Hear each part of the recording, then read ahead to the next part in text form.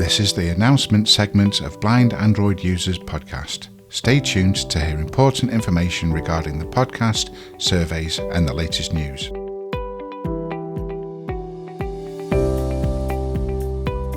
And now we turn to our announcement section. Austin, have we got anything this week?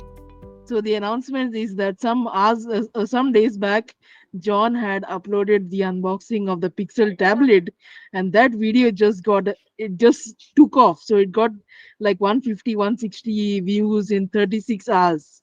So if you want to submit any app demos or any unboxing, you can record it, either audio or video, anything will do, and upload it on OneDrive, WeTransfer, any of those services, Dropbox, and any of the others, and email that to contactus@blindandroidusers.com.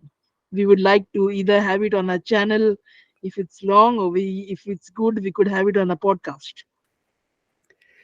So, guys, if you're wondering, there is an 8 pages long article on accessibleandroid.com about Talkback versus commentary screen reader. If you're curious, of course, the article is like really comparing those two screen readers. So you just go and check out accessibleandroid.com and you're going to see the article.